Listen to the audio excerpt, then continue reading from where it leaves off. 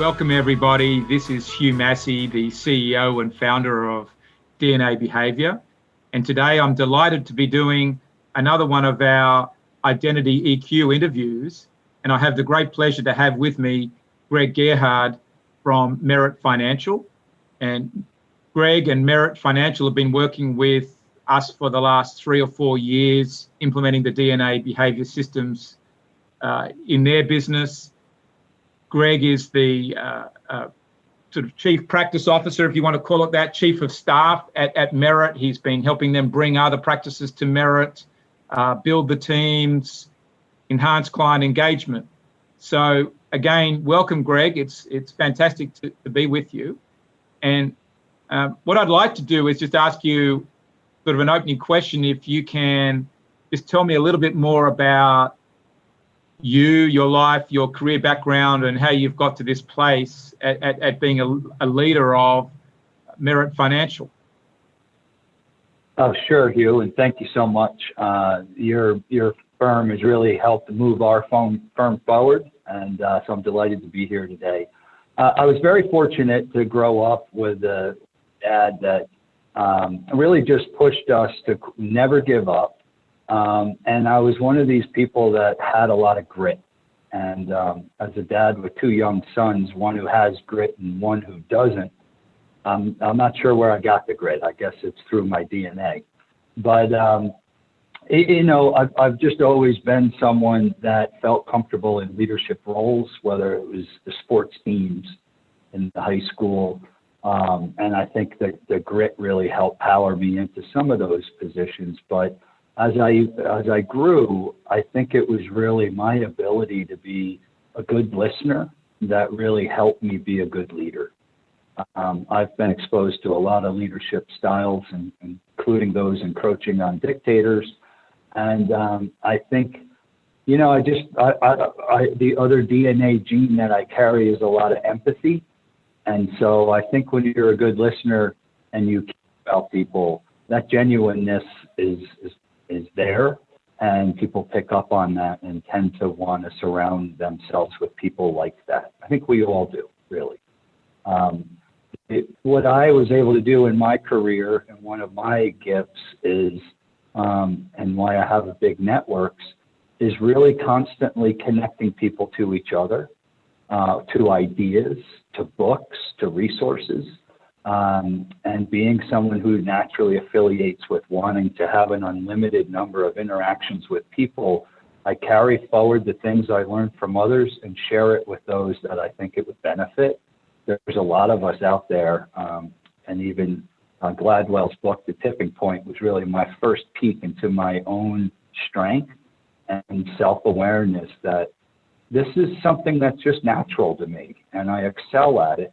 And I think that's really helped me end up in the place that I'm at more than any other attribute. So let me pause there. That's a quick journey. Yeah, I think that's a great overview of you and your strengths as a leader at being a financial services network connector, an industry connector. But what got you into financial services? Yeah, thank you. I went to college. I got a degree in English and creative writing arts. I still have many books in my mind that need to be written. But when I moved to Atlanta after college and started looking around for jobs, it was pretty obvious to me that I was not going to have the future that I wanted based on my limited skills coming out of a writing arts degree program. So one morning after puddling around for a couple of years, I said, boy, I don't care how much money I make, but I really do want to know what to do with every dollar I make. I think I'll just jump into the financial services industry. And I went to an area in Atlanta called Buckhead, which was a financial district, and spread 50 resumes around and got lucky to start in Kay Shirley's mailroom. And that started I guess that was 24 years ago now, Hugh. I never left the industry. And so that's really how I broke in, just a desire for my own education, really. So going from wanting to become more financially educated yourself, Greg, to staying in the industry 24 years? Because it's a big industry, but it's not an easy industry. What's kept you in the industry? Impact. I don't hesitate to say the word. If you go back through my career, I've pivoted between working with firms that work directly with individuals that have financial needs. I've worked institutionally with private foundations that had a lot of wealth, which distributed that excess wealth to the community in need. So in all of these roles, it was about impacting people's lives for the better with their financial education or their financial picture, or to help them achieve financial goals. Yeah, so that in a lot of ways, that's your why or calling in life, is to impact these wealthy families or these people to use their money better, to be more literate, helping them give to places where there will be impact. That's right. That's well said. And then in terms of your talents, what was really the standout for you in how you operated? How were you able to actually help them have that impact, these families? Yeah, look, I'm surrounded by, we have dozens of advisors in our firm that our financial acumen is astounding. Technical skills are, phenomenal. For me, it was all really about the ears and the heart. And so the way I was able to was just by building deep relationships with people, building trust, and ultimately providing guidance through the education that I received, whether it was in my philanthropic journey or my, personal advice giving journey. In all those ways, I was either educated or had access to people that could help me with that education of my clients, if you will.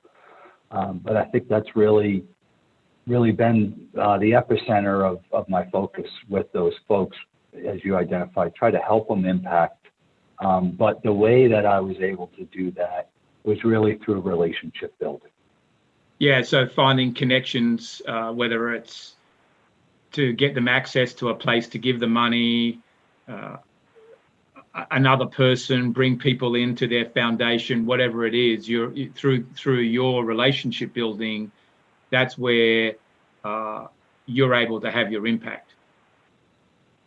I believe so. And I think there's just a genuineness that exists in people that have empathy and that are trying to achieve good outcomes for others. This sort of servant leadership, if you will. Yeah. You can build trust pretty genuinely. And I think that trust is what's opened a lot of doors for me. And I think by playing true to my style and my natural skills, which took me a long time to really understand what those were, and DNA has certainly helped me further peel back those onion layers. It's just allowed me to have an authentic experience rather than trying to become something for or to other people that I really wasn't. Yeah, because I think some people get into, try to play the role of networker or community builder or connector, but it's a bit false, but, for you, it's just what you do. And then it's really just about honing the skills and continuing to be authentic. I think that's the key thing. And if I could add on to it just real quick, I think that, I'm fulfilled by it, Hugh.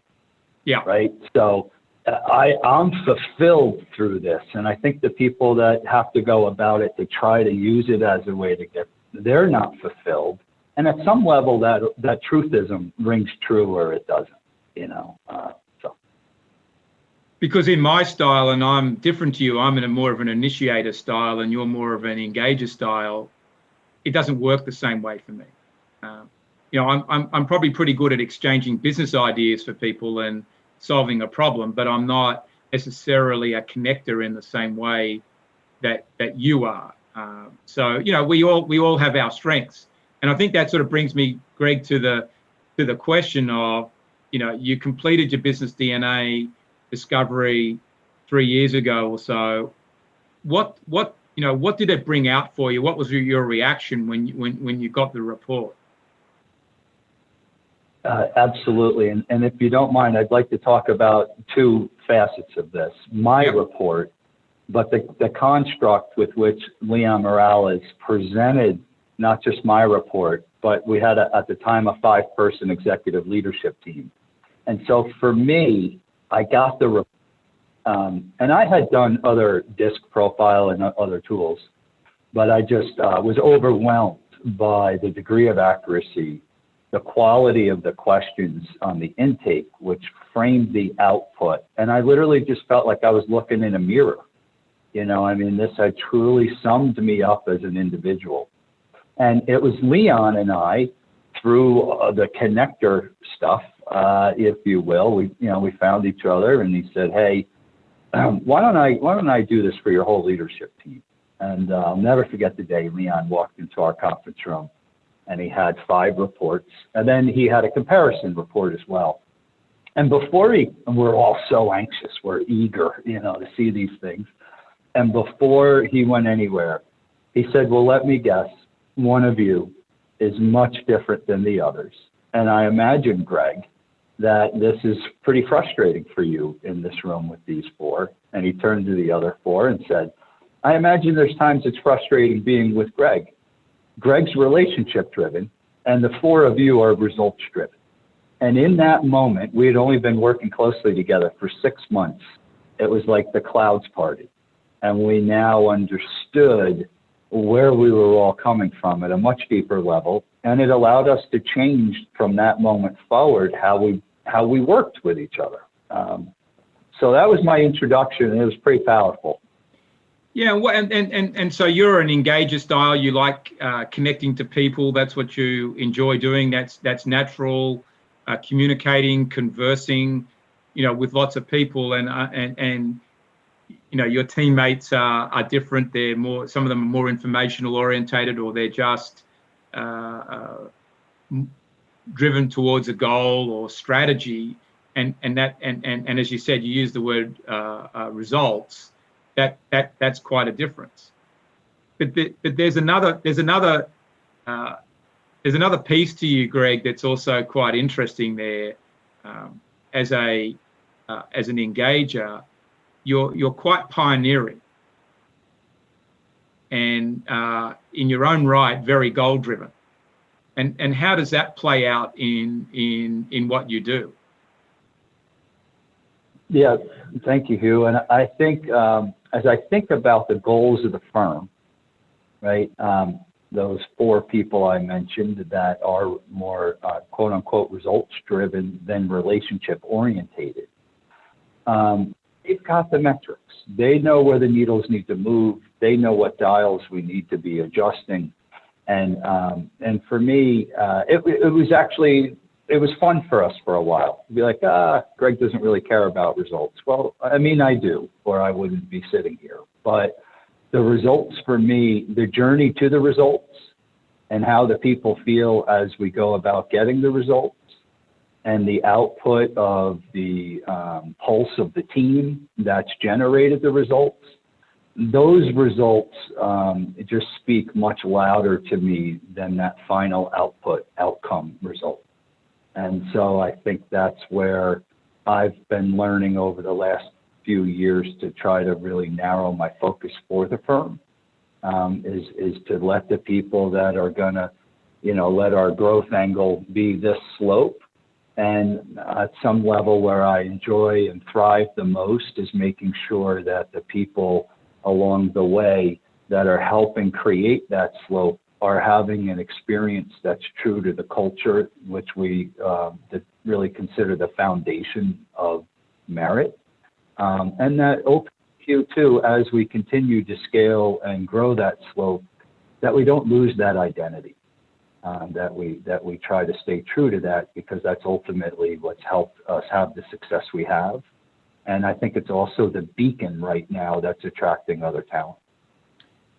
Because, in my view, your leadership team is very lucky to have you, because as the engager, you like to connect people, and you see the whole growth of the firm, which has been enormous over the last few years, through the people internally, but externally as well. And with the competitive drive that you have, which comes from being a pioneer, you're very focused to ensure this growth actually happens. And so, as much as you say you're relationship driven and you want to connect to people, there is an inner drive to really make it work. This isn't, you're not just ringing people up and emailing them and going to dinners and whatever else that you do for the heck of it. Right. It's strategic in its own right. There's a purpose. That's right. And it's to the goal of the firm. It's just, I've got a different lens than a lot of the leaders in the firm right now that really have that acumen to get in and slice and dice the critical drivers of the growth. And so I do sort of approach it from a different angle. And I think that does help create a more well-rounded leadership team at large. But, this competitive drive that you have, a pioneering drive and wanting to help the firm grow, I presume you're deploying that externally and helping find, for example, other practices that want to merge with Merit, and you can have those conversations in a very friendly way. Yeah, so to paint a broader picture and being a connector and being someone who's culture orientated, that all the culture part is inside the walls. The connector part is the entire external community to Merit. In our industry, out of our industry, there's really no limit to that. Our relationship that we have, Hugh, right, with our firms, whether it's the custodians or the broker dealers or the actual investment companies who sit on our investment models, I have relationships with all of them. I mean, several of us overlap these relationships. But if there's a key relationship manager, I'm typically going to be aligned with them to be sure we're both achieving, our respective goals. And ultimately, yes, I spent a lot of time before we found our capital partner at the end of last year doing recruiting of advisors. And now that has extended to, I think all of us in the leadership roles have our eyes, ears, and are in conversations helping support future M&A growth. Absolutely. But at the end of the day, employees and the team only want to work with people that they like. That's a reality. And if a firm is going to merge in, if they're half smart, they're going to want to know that, the leader and their team is going to want to know that they're coming to a place that they like and there's a genuine culture there. And I can imagine you're the ambassador of that, in bringing them across. Yeah, I certainly have a good hand in it. As they say, it takes a village, Hugh, right? And we are a village. But in the end, I'm as loud a voice as there could be to represent the culture that we've built and the one that we're obsessed with sustaining. Definitely. Because as someone said to me the other day, and I've often said it in different formats, the quality of your relationships determines the quality of your life. But in reality, it also determines the quality of your business. And it's easy when you're to forget that when you're a results-driven person, you just look at the bottom line. But if you don't have the relationships, that bottom line's never going to come. And that's something, that's important. So Greg, if we pull this together and taking your background and desire to, connect people, you're builder of the culture inside Merit, finding external firms. You are, in my terms, a classic engager or connector of people. What do you see for you personally in the future as your sort of strategic impact for Merit? How do you want to be positioned there, and the world to see your identity? Yeah, I think I think we've done a good job of growing and attracting quality folks to join Merit. I definitely see my identity as contributing to that effort going forward, and really and we have a lot of people, as you can imagine, that help find and bring those folks to Merit. But really, once they're here and they're considering us to be part of that leadership experience, that they understand the significance with which we approach the inner workings of our firm and that culture thread that we pull through everything. In addition, Hugh, I've been changed by coaches. I had a coach say something to me 5 or 6 years ago. He said, Greg, I was at a roadblock, and he said, Greg, until you let go to grow, until you learn to let go, you're not really going to grow. And so it was just this total door perception in my mind that opened, and it's been very impactful for me, so much so I went on to become certified to be a coach. And so I really hope that I can find people in our firm or in the relationships that we have, connected to our firm. And if I can sit and help people find a way to help themselves past whatever's limiting their potential, I'm obsessed with that. And I really hope that that's a big part of my future for the firm, and equally as important for myself. I get a lot of fulfillment out of that. So if I asked you the question, what do you see will be more important in the future? How you use these coaching, people connection skills or talents internally to build the firm, and as the firm expands and brings more firms in to do that? Or will it be more external, outside the front door of the firm in community relationships? Yeah, I think as far as I can see now, it's that work is predominantly in and for Merit, right? I think as we continue down our journey and that highway we're on gets wider, or as my career gets longer in the tooth, I think there's room for that to grow and expand. But given the critical stages that we're at on the early end of a very steep growth slope, I really am focused here for the firm. It doesn't mean any of my external connecting isn't taking place, but I think the depth with which I would spend a lot of time externally is limited, other than through key partnerships like DNA here. Yeah. So really, in a way, you're the in-house leadership connector, in-house leadership relationships connector inside the firm. That's going to help whether people develop, getting them connected to the resources inside the firm, coaching them to get out of their own way, to make them better at building relationships themselves. Yeah, and ultimately, without pre-describing anything, and to really draw on the phenomenal energy of our CEO, Rick Kent. Rick's mission in life is to help all of us find the highest and best use of our own time. And I think that exists at a lot of levels, Hugh. That exists for themselves, for the firm, but for their own fulfillment. I mean, it's very powerful when you can work for many years and then suddenly realize, this is my thing. The book, this is my one thing here that I'm best at. And so I think when you have a leader who espouses that this is where he's obsessed with helping us all get to, it ripples through. We all now want this inside our firm for each other. And we can see more clearly now, even people self-identifying. I'm really good at this, but I think I'm exceptional at that. And can we create a career path for me to get to that?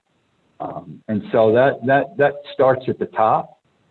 but it's permeating its way down. And for me, I feel like I'm just a magnifier of that reality that Rick is setting in motion here from the CEO seat.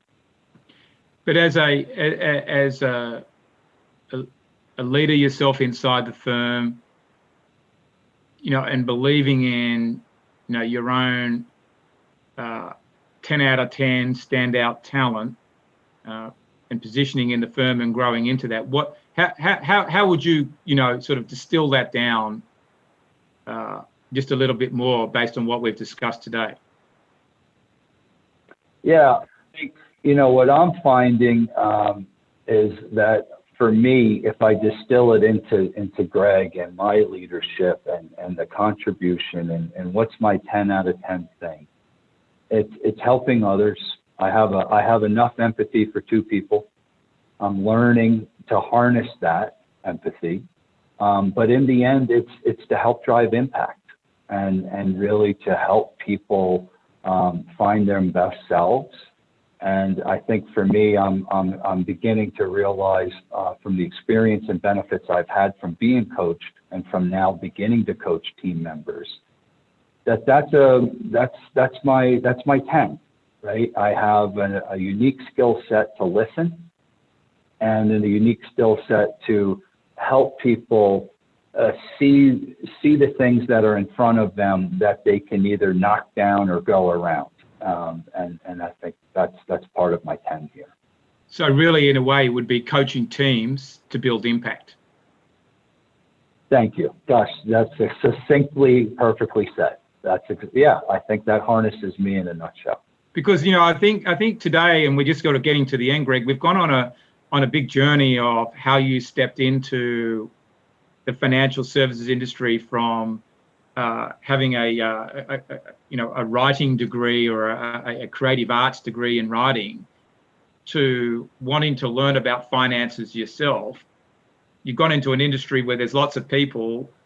You've gone around building these connective relationships with families, and now you've ended up being the leader of what is one of the bigger independent RIAs in America, bringing in lots of teams and centering yourself not so much on building the external relationships now, but the internal relationships, and using your heart for helping people coach, and really that transforms into coaching people to build impact. I mean, that's what we've really drilled down today, and you'll do that by engaging them. I think setting goals, helping them set goals, but also for them to appreciate the importance of building relationships and connecting with people themselves, because they're not going to have impact if they don't build connection. That's right. Yeah, you have to find a way to have these relations. That's right, Hugh. And this conversation has helped me peel one more layer of my own onion back, right? That I'm aware of what I'm doing and I'm aware of what I'm trying to contribute to. But to really dial it down to that word impact and results, I tend to always put myself in my engager frame, if you will, but there is more to it, and it's nice to see it a little deeper into myself through this conversation today, as always. Yeah, and I think some people out there see the engager style as being a person that just wants to have fun and talk to people, but yeah. You want to do that, but underlying that as well is the competitive drive, and I think that's where we started at the start of this conversation with your dad's sort of acknowledging that you had a fair bit of grit as far as the family is concerned, and it's that competitive drive is where that grit was. You weren't going to give up. Never. That's right. We're going to get to the goal. Yeah, absolutely, and you're going to do it through people. That's right. And that's been my path for sure, and I hope that continues. I got a lot to learn from you, because I think that's the I'm more of the very introverted, reserved person, so I have to continuously work at that part. There's other things that are natural for me, but we'll talk more about that in time. But just as we wrap up, Greg, have you got a a tip out there for people that are listening to this conversation today that you'd like them to take away? Yeah, I think the thing I've learned that's helped me the most, and it's a pretty recent learning, and one thing I think is always being open to learning, and we've really pushed that in our culture. But I think, staying true to you, and I see a lot of people trying to create a new style or be something they're not, thinking it's going to get them somewhere faster or better. And in the end, I think the more we stay true to who we are, that genuineness is a very powerful engine. And I don't think a lot of people, or maybe as many people as could, appreciate that. Appreciate who you are, figure out your lane, and be the best you can be in your lane. And it doesn't mean you can't grow and stretch and do all these things. But I think if you begin to lose your inner identity on that journey, you're likely not going to get to the goals that you really that you set out to achieve. Yeah, it's going to be a struggle. So I think the message for everybody is to stay authentic to who you are and build on that. That's right. So Greg, it's been great spending time with you this afternoon, and I look forward to more conversations, more connection. Sounds great, Hugh. Thanks for all you do for our larger community too. DNA is impacting millions of lives. I really appreciate it. That's a pleasure.